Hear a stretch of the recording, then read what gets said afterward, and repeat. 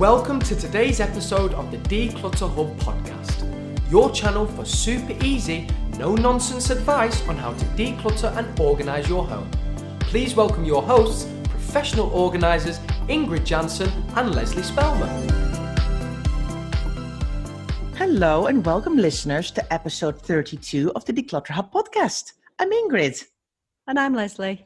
If you have clutter and want to sort it out, this is the show for you. In today's episode, Leslie and I are talking about how to sort out the truly special items belonging to your children. Anybody that got children knows that every day the kids come home with special things. Today's podcast is about sorting through those items to make sure you don't feel overwhelmed so your house isn't overtaken by sentimental items. Now, this is a big one, Leslie. This is a big one. This is a big one, isn't it? And it's hard. You know, this is hard. This is where, the hardest part of our job, when we see that people's homes are becoming overtaken by sentimental items. Yeah. And we have to hopefully try and convince them to lose some of those. And that's their choice. And so we are not there to say what's important, what's special and what is not. But we are there to question and to make people think a little bit about doing things in a slightly different way. Yeah. And so what we're trying to do in today's podcast is maybe talk about some of the things that we do with our own individual clients when we see that overwhelm, when we see boxes and boxes of artwork and school books and cards and trophies and medals and clothes and sleep suits and shoes and things like that from the children that are just meaning that they can't use rooms for other purposes. Yeah, true. Absolutely. So much stuff and absolutely everything is kept. And it just feels completely overwhelming and they can't see anymore what's really special and what's really important. And I think we're there to guide and encourage and motivate and make some structure, get some structure into it, because sometimes it's sometimes all into just gigantic boxes and everything is there. So when you actually want to find something, you can't find it anymore because all the things that you mentioned are all in one as well. They're not sorted out or even not sorted out into different categories or different years, or so you can see the progress. It's all just everywhere. I know, that's it. And I think the reason why, because we were just chatting about it, weren't we, before we came live, and I think the difficulty is, and what we have the benefit of when we're working one-to-one with a client, is understanding their family life and understanding at that point what makes them tick and the sort of the uniqueness of their family. And so that's why it's quite difficult to do a podcast which is general. So I just want to say before we start, there are some things that are generalizations that you may think are a little bit ridiculous that we're suggesting, because that wouldn't work for your family or your child because of a specific situation. But we're trying to do something that might be general. Some of these might not work for everybody. Mm-hmm. And we absolutely know that there are certain things that are very special about individual children, even within your own family. You know, you might have 3 kids and all of them are very different and you want to keep different things for each individual child. I mean, I know I certainly have that. So yeah, it's a difficult one to talk about psychology in a general way, but we're going to try. Yeah, we're going to try because we know how important it is and how wonderful it is that when you do bring structure and you let go of some of the items that are not so important and you can really find those treasures, how much joy it brings to people. Yeah, absolutely. Absolutely. It's about, the bottom line is the overarching thing here is quality over quantity. So what we're trying to find here is make sure that everything that you keep is truly special. And I say it has to give you that emotional response when you see it. It has to be like, oh, I love that. And I remember it takes you straight back to a very special moment in your children's or yours then lives. And those are the things that are really important. And we're going to talk about certain things that are maybe not quite so important. So let's get stuck straight in and talk about the number one really with a lot of people, which is cards from every birthday. Now, exactly. So if we're talking specifically about children, there's a lot of things They have probably the same number of birthdays between 0 and 18, I would say, for most people. So is that 18? Or, yes, there's lots of birthdays. There's the things that they have. There's, religious things, christenings, holy communions, bar mitzvahs, all of those things as well happen, and moving schools. Congratulations on your driving test. There's lots and lots of things that people get cards for. Yeah. And if you keep all of those cards, again, it becomes overwhelming. And if you take one child and then you might have 2 or 3 children and you multiply that out, and then you've got yourself and you've got your partner, and, all of a sudden you've got potentially thousands of cards. I mean, we literally see boxes and boxes of thousands of cards, don't we, from people? And that is not special anymore. That is where quantity has absolutely overtaken quality. And you might think to yourself, I'm going to look through them all. But when you do look through them all, then you'll see which ones are special and which ones are not. So this is the time to look through them all and to decide which ones you're going to keep. So I just wanted to throw a couple of things in here with the birthday cards in particular. So when people send cards, the card sending is definitely going down, isn't it? We've spoken about this for sort of Christmas cards and things like that as well. The amount of people are sending cards now for different reasons, because we can do things digitally, because postage is so expensive, things like that. The amount of people that are sending cards is definitely diminishing. But nevertheless, for children's birthdays and birthday parties and things like that, you're going to probably get 20 to 30 cards from every child in the class. Now, this sounds quite mean, and some of these things do sound quite mean, but whether you're the kind of person who sends a card with a real emotion behind it, or whether you're a person that sends a card because you kind of have to. So the kind of to Ingrid, happy birthday, love Leslie kind of card. Mm-hmm. I'm not a great, I'm not one that's I definitely think about what's on the front of the card and try and make it funny and things like that, or emotion. But the message is probably not that special for me. I'm not really, but some people, I don't know what I'm trying to say really. Obviously, at the time that I send it, yes, it's special to send that. Oh, that's really nice. But that moment goes quickly, doesn't it? Once the time has passed. But then there are other people who truly, truly think really long and hard about what card they're sending, write a beautiful message in there, really think about it, and they love sending and receiving cards. Those are the ones that are special, I think. Yeah, I think somebody said something very sensible to me. They said, after birthday, we keep the cards up for a week on the mantelpiece, and then we take them all off, we look at them again, and just the two so-and-so from so-and-so with no very special message, they are being recycled. And the ones that are from have a wonderful message, or include a photo or a special thing or a letter, or is from somebody really dear to you, those are the ones that are being kept.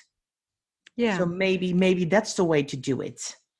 Yeah, I mean, it's hard, isn't it? It's just all I know. I don't quite know what the best way is. Could you annotate cards? It's when children are going through years, it's hard when your child is 6 and is having such a lovely time with their best friend, and you never think that's going to end, because you're right, you're living it in the moment, aren't you? And you think, oh, they've got such a special relationship, but then all of a sudden when they're 11 and these kids are like, oh, I don't speak to them anymore because they're not in my friendship group, or well, whatever. And then you have those warm fuzzy feelings, but they don't. And so the other thing that we need to think about with cards is, whose memory is it? Is it your memory or is it their memory? And that's really important to remember when we're thinking about sentimental items of children.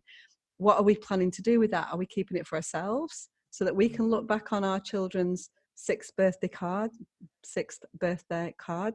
or are we planning to pass that on to them when they become 18? Because the chances are those kids are not going to want them. Your children are not going to want all that stuff when they get to 18, and they'll want them to be kept at your house, so put them up their new home. Yeah. Obviously, I mean, we talk about birthday cards, there's lots of other cards that people keep as well, but you've really got to think about the event and whether it's special. If it's a lot of people will send, birth cards, maybe even first birthday cards. Yeah. And those are the things that are a little bit different, aren't they? But, 6, 7, 8 years old from all the class, less important. Yeah. I know it sounds harsh, doesn't it? Particularly if you've got a 6, 7 or an 8-year-old and you're living that at the moment. But once they become 18 or 23 or 30, then it's not going to be as special. Yeah. Yeah. A little tip aside, if you do decide to keep some cards from a certain birthday, if it's the first birthday or the sixth birthday, do a little elastic band around them so they actually stay together and they not end up loose. So it's easier. So the ones you keep are then already contained in one kind of stack together. But I agree with you, Leslie, you know, especially same with Christmas cards as well. They get from the whole class some years, and you might only decide to keep the ones from their best friends at the time, while the rest of the class, they're just, you know, they see them every day, it's fine, and maybe that's easier. So I think it's all about phasing this a little bit. Yeah, I know it is. But I Yeah. think cards is potentially something that you need to, we're going to talk about other things, aren't we, in a minute, that Yeah. are phasing, Yeah. that we need to use a phased approach with. But I think cards is probably something that you need to tackle within a week or two Yeah. of that actual event. Yeah. Otherwise, you are going to become completely overwhelmed by them. Yeah. Yeah. Right. Well, let's move on to clothing. And we've not made it easy for ourselves in this podcast, have we? Let's move on to clothing and shoes then. Oh boy. I know. We know, don't we, that there are so many people who feel so connected to items of clothing that their children wore, particularly when they're younger, that find it so difficult to let go of those memories, in inverted commas. Yeah. Yeah. And what happens then is that those items end up in a bin bag or in a box in the loft and stay there for years and years and years. So what's our advice on that? It's a tricky one, isn't it? I think that, again, it's about the passage of time, and it's about thinking of what is truly special and is going to be memorable. You know, we have got now people obviously with younger children. I mean, my younger son is 16, and we've got a digital record then of all of his childhood, because that's when we got our digital camera when he was born. So that makes things easier. iPhones, we're snapping our kids all the time, and for me, it's much more important to see your child in a photo in a beautiful outfit than it is to keep the outfit itself. Now, that's not for everything, not for every clothing item, because obviously there are going to be some things that you're going to want to keep, but you've got to be really quite ruthless. Otherwise, again, clothing, it's going to become completely overwhelming once you multiply that out by child, by 18 years. I mean, you're probably not going to keep things for 18 years, but you probably will keep things for 6 or 7 years. We're definitely talking early years, aren't we, when they have those really cute little outfits that were given by people, or that they wore for your friend's wedding, or they, you know, and they look so cute, and it's so hard to let go of that. But you've got those memories tucked up somewhere in your mind, or on a photograph often. That's the important thing. Yeah. But then there's going to be no-brainers, isn't there? There's going to be first shoes, outfit that they came out of hospital in, you know, those kind of things that are absolute no-brainers that are really, truly special. That's what I've done. I've got a box in my loft for each of my children, and I've got their first little shoes, I've got their lovely little blanket, their first cuddly toy, and their first outfit. And then I think I've kept like a special t-shirt from a school trip they went on to that they really enjoyed. And I think I've got like their brownies or their scouting jumper with all the badges, because they were very proud of working hard for that. But I'm really, I've always tried to let clothes have another life, either in the charity shop or with my sister or with friends. So I've tried to move that on, and I've only kept the very, very special items, because otherwise, you know, it's exactly. I mean, I've got a kind of cupboard. So my younger son has got a space in his wardrobe, which is our sort of sentimental clothing for the kids kind of space. So they're actually hung rather than boxed up.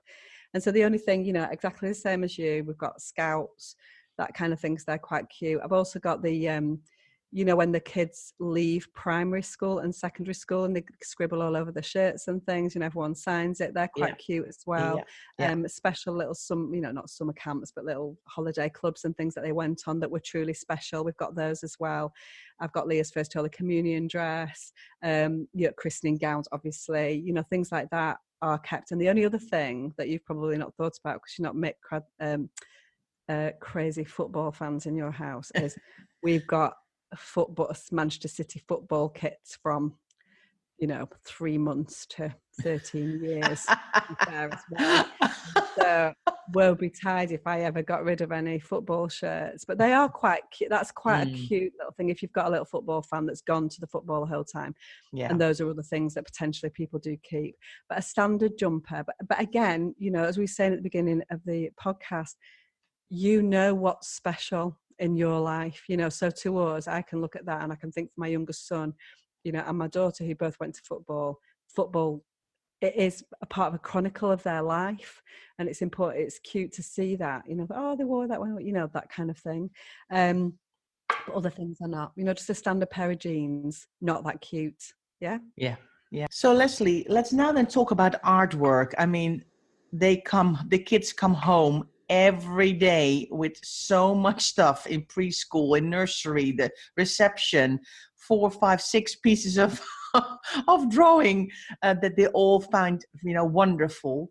But it's just a lot. It's a lot. And it is, and to be fair, it is wonderful. Of course, it is. Of course. That's where but it is overwhelming. Again, it's overwhelming, and and it has all those kind of like sequins and bits of rice and pasta that fall off, and you know what I mean. It's like, oh, where am I going to put this? And you have to be excited. I mean, it's something that does diminish, and so I think the message is, definitely enjoy it while it's happening, because these kids are not going to be young forever. And so it's something that you should enjoy and embrace. But equally, you can't let those pieces of artwork take over your life. Yeah.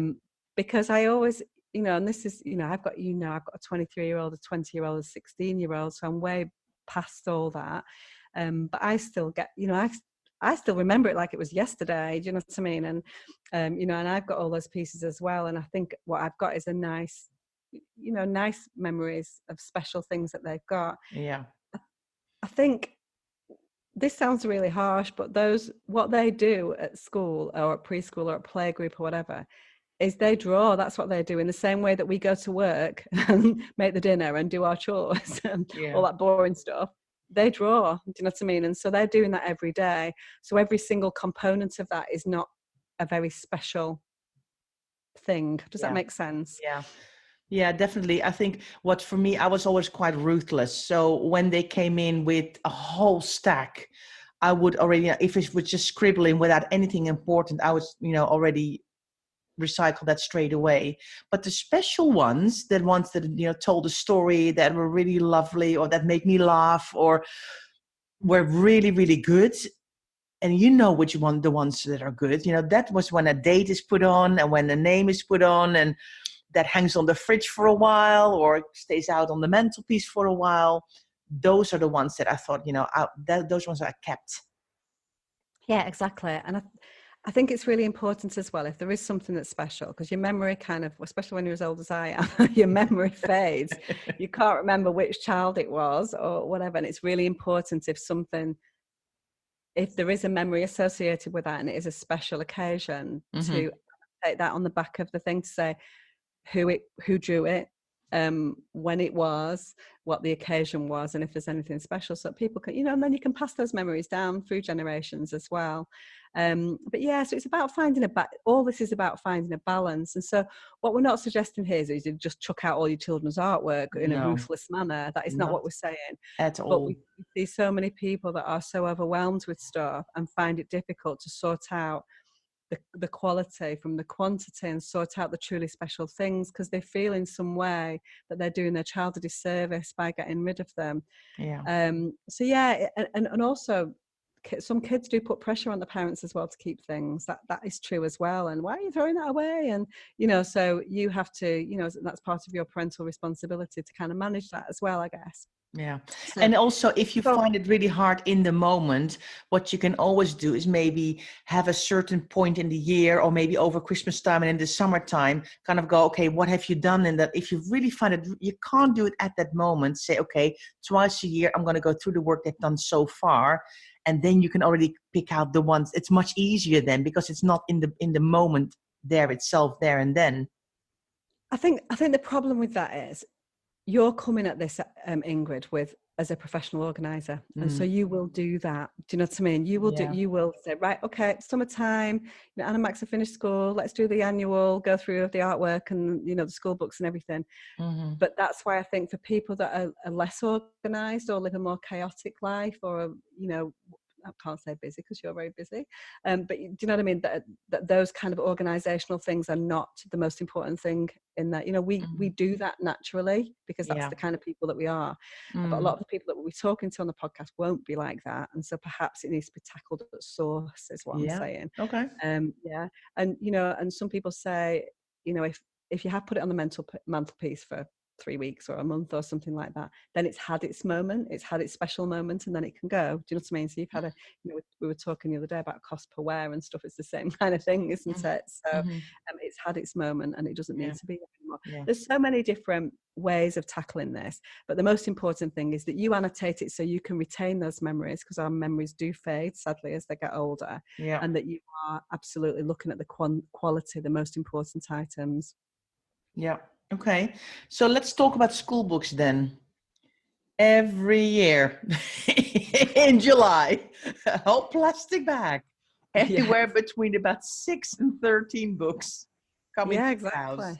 That's very specific. 6 to 13. Is that what you... I think I counted them the other day, and it was 13 All right, okay. We'll let you up. I just thought you were being strange. No, I don't keep them. I'm sorry. None of them. No. I take out the pages that with a photo where they're playing with their friends, or for me, the interesting thing is not about that they can do a math sum and that they've got a tick from the teacher saying, and they did a good job. For me, I love seeing when they had a school trip, a photo, or when my daughter did a fantastic piece of artwork on the Tower Bridge. Love that. That's what I took out. So I take it out and then I put them all together in one plastic wallet, and I write down year 5, this was the teacher, and I can then look back and it immediately, because I don't want to have a pile of 13 workbooks. I'm sorry. I agree. And that's a fantastic way of doing it, actually. And I never thought of doing it that way. I think my take on this is there are some things, and this is a generalization about children. Yeah. But for many children, there's a standard way that they go through their education. They do maths in right through, and they progress through that, reading, writing, and so on. And so that's great. And so nothing is necessarily that. So all of that progress is fantastic, but it's not exceptional or different. Does that make sense? Yeah. And so if they've done maths and they've kind of kept up, and that's fine. But there are going to be some people, if your child has really, really struggled with reading or writing or maths and has had a breakthrough at some point, that's a different thing. If your child's struggling with dyslexia and you know what those things are, where all of a sudden maths or English or writing becomes really, really special and everything is a breakthrough and a special moment, that's going to be different. But in general, if your child is just going through in a sort of standard, if there is such a thing, way, then there are going to be some things that are more more interesting than maths and science and history and geography, because they're just things that they've been told to write. I think it's the creative writing pieces that I would pull out, and so where you get a bit of them in it. So that those are typically creative writing, English books, if they do any kind of religion or, sort of, what do they call it? Skills for life type, that kind of thing. Those are the things where their personality comes out, and those are the things that I would keep over and above science. But then, to be fair, our kids are more artsy than they are scientific, and so so maybe I've been taking. So I don't know what the answer is. You might be love to see what chemical. I'm not very scientific myself, so please. What chemical symbols they were using in year 5 or whatever that is. Do you know what I mean? You know what that is, but what you can't do is you can't keep all of them, because as Ingrid says, between 6 and 13 books, very specific, times 14 years they're at school. Do you know what I mean? And so that's a lot of books per child. That's how many is that? You good at maths? I can't even calculate it that quickly, Leslie. That's a lot of books. Hundreds of books. That's why. I mean, I must admit, because in reception they had one book. And they already almost did the organizing and sorting for me. So I've kept the whole book. But after that, when they get all the different subjects and all the different books, it's like, okay, wow, the school books is much too much. And I love seeing the photos that the Yeah. teachers put in of a project they did, or when they were doing a presentation. Or for me, that's the thing I love. But if it's something different for you listeners, you do whatever you want. This is a general podcast with general information.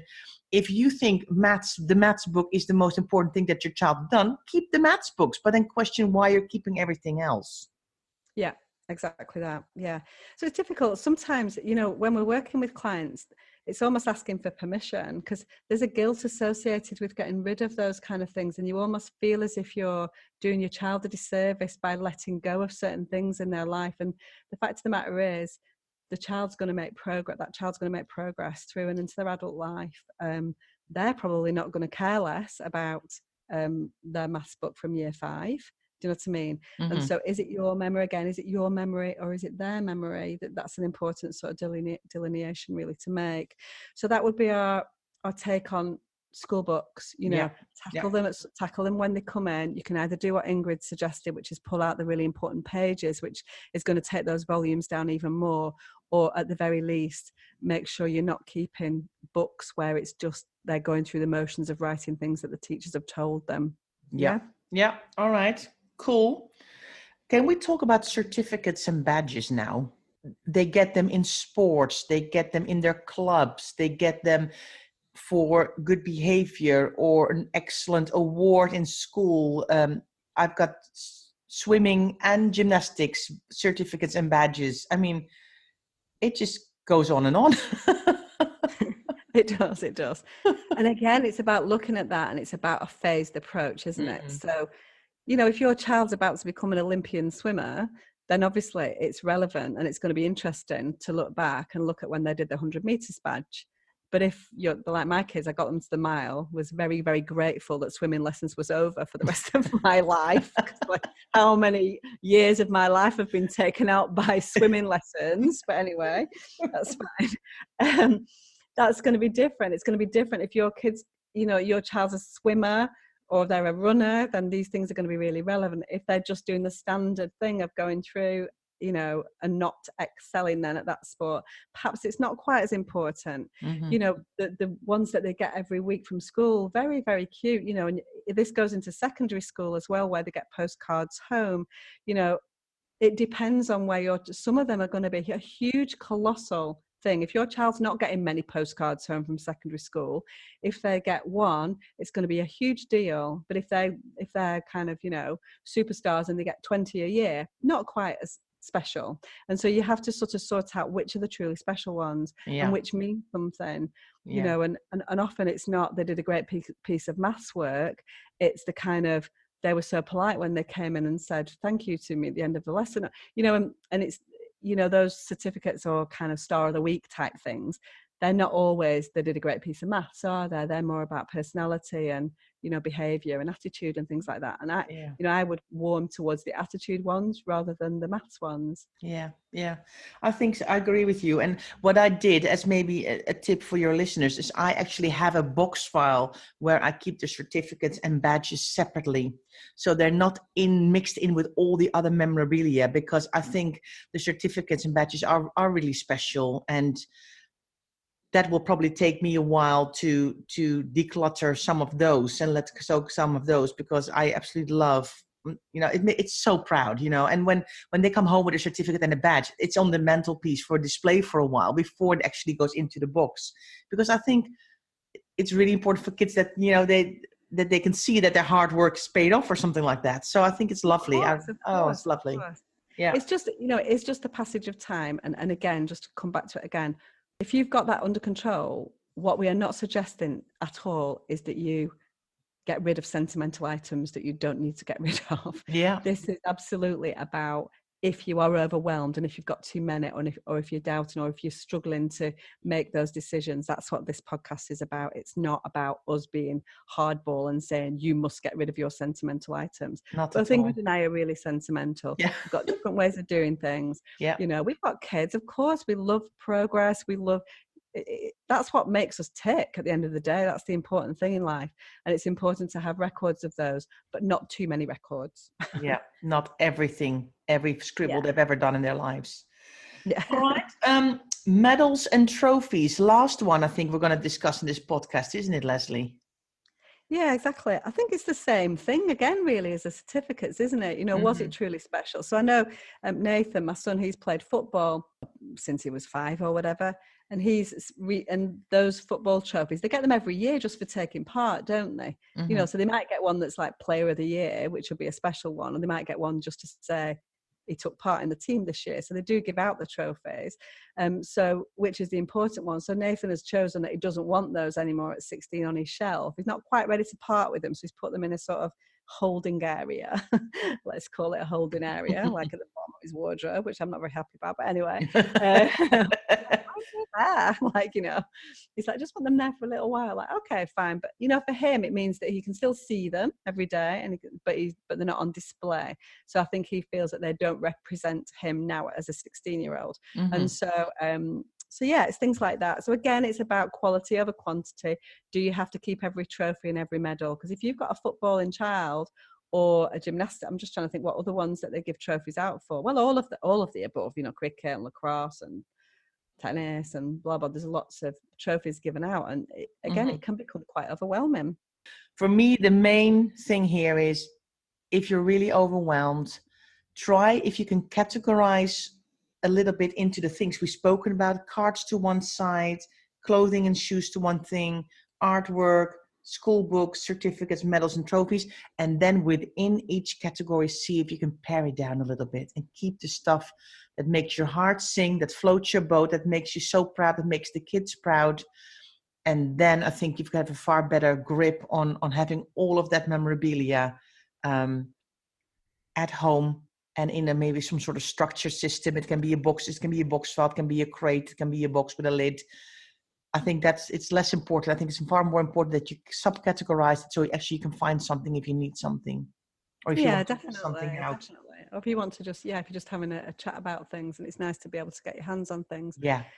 I don't know about you, but it's really made me feel quite sort of quite emotional. Yeah. Like, oh, my lovely kids and their trophies and their artwork and everything. Yeah. So, but yeah, not enough to go through my sentimental boxes and categorize them in the meticulous way that you have, Ingrid. I'm like, oh, I'm failing again in my professional organizer duties. Everything's just chucked in a box. It's labeled and have got a box each, but it does maybe need some slight categorization. So maybe one day when I've got a spare two. But that's what's nice, when you've got those and you can spend the time going through them. What a lovely day that is, particularly if you can do that with your child. Yeah. So well, yeah. I'm gonna be honest with you. My boxes are a little bit overflowing. So now you're talking about the kind of categorization. I'm like, oh my word, I'm so bad. I should not be in this profession. And all of a sudden you're like, yes, I've got this categorized. I'm like, oh no. Fail again, Leslie Spellman. But anyway, right, we digress. We need to stop. Yeah. I've loved doing this podcast because it's given me that warm, fuzzy feeling inside about my own children and about their special things that they've done over the years, even though they're old now. So I hope it's given you a little bit of food for thought.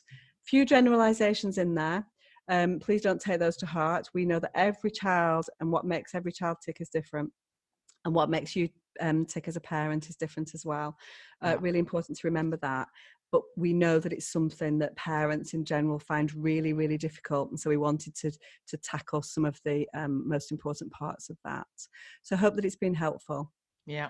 Thank you so much for listening today. And that's it for this episode. If you'd like to get more tips and advice, please follow us on social media. We're on Instagram, Twitter, and Facebook, and have a lively, supportive Facebook group community where we chat all things clutter. And we'd love to see you there. If you don't want to miss the next weekly episode, subscribe to the Declutter Hub podcast on iTunes, Spotify, and Stitcher, and it will pop into your notifications each Friday. See you next time. Thanks for listening to this week's episode of the Declutter Hub podcast. Check out declutterhub.com for more inspiration, and don't forget to tune in next week.